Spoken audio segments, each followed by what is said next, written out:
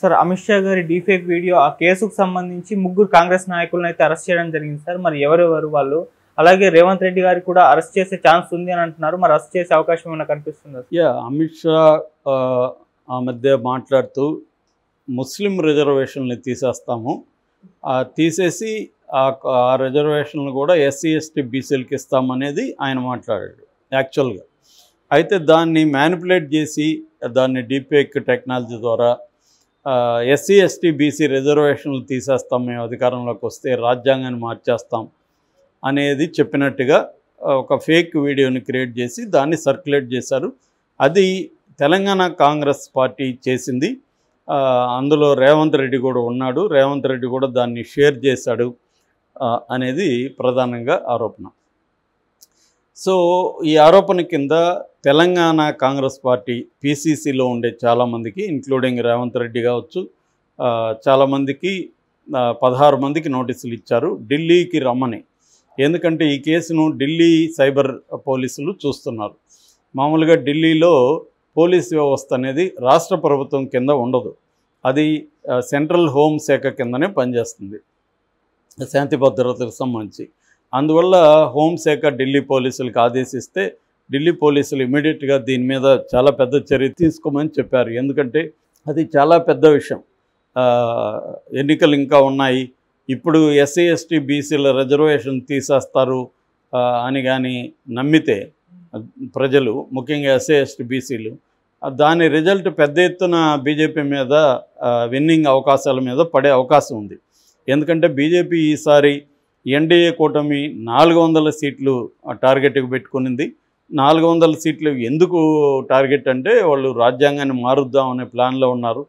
రాజ్యాంగంలో ఏమేమి మారుస్తారు ఇంకా క్లారిటీ లేదు. బట్ సెక్యులర్ అనే పదం తీసేస్తామని చెప్తున్నారు వాళ్ళ పార్టీ నాయకులే. ఇంకా కొన్ని బిల్లులు ఇంకా అమలు కాకుండా ఉన్నాయి, అవన్నీ కూడా అమలు చేసే కార్యక్రమంలో కూడా ఉన్నారు. రైతుల బిల్లులు ఉన్నాయి, ఎలక్ట్రిసిటీ ఉంది, తర్వాత ఉమ్మడి పౌరసత్వం ఉంది, సిఏఏ ఉంది. సో ఇలాంటివి చాలా ఉన్నాయి. ఈ బిల్లుల్ని వాళ్ళు అమలు చేయడానికి కూడా తమకి భారీ మెజార్టీ కావాలనే ప్లాన్లో ఉండాలన్నమాట. సో వాళ్ళు క్లియర్గా మేము రాజ్యాంగాన్ని మారుస్తామని అయితే చెప్తున్నారు. అది ఎప్పటి నుంచో వాళ్ళ అజెండా కూడా, బీజేపీ అజెండాలో సెక్యులర్ అనే పదం వాళ్ళకి ఇష్టం లేదు. నిన్న మొన్న వరంగల్లో సెక్యులర్ సమూహ రైటర్స్ మీద కూడా దాడి చేశారు. సెక్యులర్ అనే పదం వాడితే వాళ్ళకి ఒళ్ళంతా కంపరం వచ్చేస్తూ ఉంది. కంపరం వచ్చి వాళ్ళ మీద దాడులు కూడా చేస్తున్నారు. ఇంకా తీనే లేదు రాజ్యాంగంలో.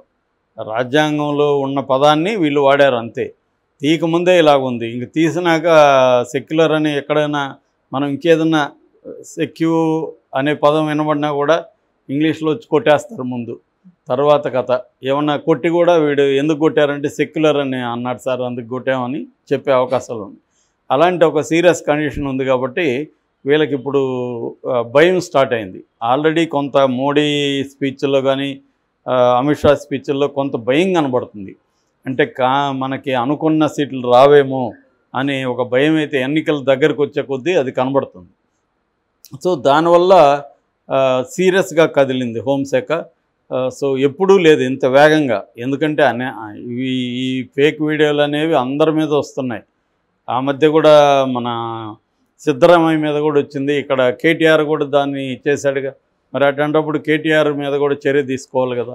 అవును, దాన్ని అది క్లియర్గా తెలిసిపోతుంది సిద్ధరామయ్య చెప్పలేదని. ఆయన ఎందుకు చేశాడు కేటీఆర్, మరి ఎందుకు చర్య తీసుకోలేదు? అట్లాగే మోడీ కాంగ్రెస్ మేనిఫెస్టోలో లేనంశాలంతా ఉన్నట్టుగా స్పీచ్లు ఇస్తూ తిరుగుతున్నాడు దేశం అంతా. మరి ఆయన మీద ఎందుకు కేసులు పెట్టలేదు, ఆయన మీద ఎందుకు చర్య తీసుకోలేదు? సో ఇవన్నీ ఏంటంటే క్లియర్గా లేనివి ఉన్నట్టు, ఉన్నవి లేనట్టు రాజకీయ నాయకులు అనేవి అందరూ చేస్తున్నారు. కానీ ఇక్కడ అమిత్ షా మీద చేసేసరికి వాళ్ళకి ఒక థ్రెట్ క్రియేట్ అయింది, ఒక భయం స్టార్ట్ అయింది. దాంట్లో నుంచి ఒక సీరియస్గా తీసుకున్నారు. రేవంత్ రెడ్డికి మిగతా వాళ్ళకంతా నోటీస్ ఇచ్చి ఇమీడియట్గా 4 రోజుల్లో ఢిల్లీకి రావాలన్నారు. బట్ రేవంత్ రెడ్డి 4 వారాలు టైం అడిగారు.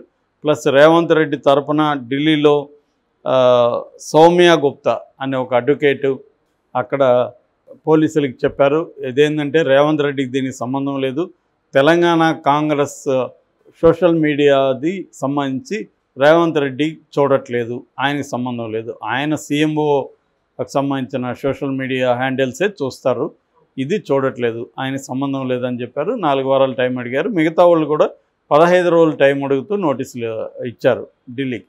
అయితే వాళ్ళు ఆ నోటీసులు పరిగణలోకి తీసుకోకుండా ఈరోజు ముగ్గురిని అరెస్ట్ చేశారు ఇందాకే. ఆ ముగ్గురు ఎవరంటే సతీష్ అని Telangana social media Congress in charge అనమాట, సతీష్ని అరెస్ట్ చేశారు. అట్లాగే నవీన్ అని, తస్లిమా అని ఇంకొక ఇద్దరిని కూడా ఈ సోషల్ మీడియాకి సంబంధించిన కాంగ్రెస్ లీడర్స్ని అరెస్ట్ చేశారు. ఈ ముగ్గురిని ఇప్పుడు అరెస్ట్ చేసి ఢిల్లీకి తీసుకుని వెళ్ళారు. వాళ్ళ దగ్గర ఉన్న ల్యాప్టాప్స్, వాళ్ళ ఇంట్లో ఉన్న ల్యాప్టాప్స్, హార్డ్ డిస్కులు, ఫోన్లు అన్నీ కూడా, వాళ్ళు పెన్ డ్రైవ్లు అన్నీ కూడా తీసుకెళ్లారు. సో నాకు తెలిసి ఇప్పుడిప్పుడే వాళ్ళు బయటికి కూడా రారు, సీరియస్గానే తీసుకుంటారు. ఇప్పుడు రేవంత్ రెడ్డి మీద కూడా సీరియస్ యాక్షనే ఉంటుంది. ఎందుకంటే వీళ్ళైతే దాన్ని ఎవరు చేశారని చెప్పలేము, ఇప్పటివరకు ఏమీ లేదు. కానీ వీళ్ళు ఎక్కువ షేర్ చేశారని అయితే వీళ్ళ మీద ఉంది. నిజానికి వీళ్ళు షేర్ చేయడం కూడా తప్పే ఖచ్చితంగా. ఎందుకంటే ఇలాంటి ఎన్నికల దగ్గరలో పెట్టుకొని, ఎన్నికలు ఒక పక్క కొన్ని అయినాయి, కొన్ని అవుతున్నాయి. ఇలాంటి టైంలో అమిత్ షా నేను రిజర్వేషన్లన్నీ తీసేస్తానని చెప్తే ఎవడైనా నమ్ముతాడా? ఎందుకు చెప్తారు వాళ్ళు రిజర్వేషన్లన్నీ తీసేస్తామని? ఆయన ఒకటే చెప్పడు కదా, అందరూ చాలామంది చెప్తారు కదా. వాడు మోడీ కూడా చెప్తాడు కదా. ఇప్పుడు ముస్లిం రిజర్వేషన్లు తీసేస్తామని చెప్తున్నారు, అది ఓపెన్గానే అందరూ చెప్తున్నారు. సో ఈ అమిత్ షా అలా ఎందుకు చెప్తాడనేది ఆలోచించాలి కదా. వీళ్ళకి తెలీదా? రేవంత్ రెడ్డికి తెలీదా? లేకపోతే కాంగ్రెస్ నాయకులకు తెలీదా? తెలిసే కావాలని ఇది ఫేక్ వీడియో అని తెలిసే వీళ్ళు దాన్ని షేర్ చేశారు. సో అందుకని మనం ఎప్పుడైనా కూడా దీని నుంచి ఒక గుణపాఠం ఏంటంటే, ఏదన్నా ఒక వీడియో షేర్ చేయాలంటే ఆలోచించాలి. ముఖ్యంగా పొలిటికల్ లీడర్స్ షేర్ చేస్తున్నప్పుడు ఈ విషయం ఈయన చెప్పాడా లేదా అని ఆలోచించాలి. ఇంతకుముందు అయితే ఫోటోలు అంటే ఫేక్గా జరిగేవి, ఫోటోల్ని ఇచ్చేసేవాళ్ళు. ఇప్పుడు ఫోటోలే కాకుండా వీడియోలను కూడా ఫేక్ చేయడం ఈజీ అయిపోయింది. ఇంతకుముందు అంటే టెక్స్ట్ను, ఫోటోలను మ్యానిపులేట్ చేయడం ఈజీగా ఉండేది. ఫోటోషాప్ వచ్చింది, అవన్నీ వచ్చాయి. ఇప్పుడు ఏఐ వచ్చింది, డీప్ఫేక్ టెక్నాలజీ వచ్చింది. టెక్స్ట్ ఇస్తే చాలు వీడియో వచ్చేస్తుంది. నువ్వు వాయిస్ క్లోనింగ్ వచ్చింది, వేరే నా వాయిస్ని నీకు పెట్టేయచ్చు, నీ ఫేస్లో నువ్వు మాట్లాడుతున్నట్టు నీ వాయిస్ నాకు పెట్టేయచ్చు. అసలు ఏమీ లేకుండా నన్ను క్రియేట్ చేసి, నా వాయిస్ని క్రియేట్ చేసి నేను చెప్పినట్టు కూడా పెట్టేయచ్చు.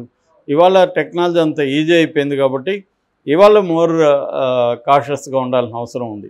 దీని నుంచి గుణపాఠం నేర్చుకోవాలి. But at the same time ఇది అందరికీ తప్పు చేస్తే, అందరూ తప్పు చేసినప్పుడు అందరిది తప్పే కదా. మోడీకి ఎందుకు ఈ రూల్ వర్తించదు?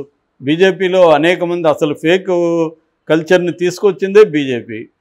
ఫేక్ వీడియోల్ని, ఫేక్ పోస్టుల్ని క్రియేట్ చేసి అనేకం చేసిందే బీజేపీ. ఆ మధ్య కూడా రాహుల్ గాంధీ మీద కూడా అనేక ఫేక్ ఫోటోల్ని బీజేపీ సోషల్ మీడియాలో షేర్ చేయలేదా? సో ఇక్కడ ఏంటంటే అధికారంలో ఉన్న వాళ్ళు చేస్తే వాళ్ళకు ఒక న్యాయం, ప్రతిపక్షంలో ఉన్న వాళ్ళకి చేస్తే వాళ్ళకు ఒక న్యాయం. ఇది బీజేపీ ప్రభుత్వంలో ఎప్పటి నుంచో ఇదే జరుగుతుంది. దీన్ని కూడా ఖచ్చితంగా ప్రశ్నించాలను. మన రేవంత్ రెడ్డి వీళ్ళు చేసింది ఖచ్చితంగా తప్పే. తెలిసి దాన్ని ఫేక్ అని తెలిసి షేర్ చేయడం ఖచ్చితంగా తప్పు, no doubt. At the same time BJP చేయట్లేదా? బీజేపీ వాళ్ళ మీద మాత్రం ఎందుకు చర్యలు తీసుకోవట్లేదు అన్న ప్రశ్నకు కూడా బీజేపీ దగ్గర సమాధానం. అవి కూడా న్యాయమైన ప్రశ్నలే కదా.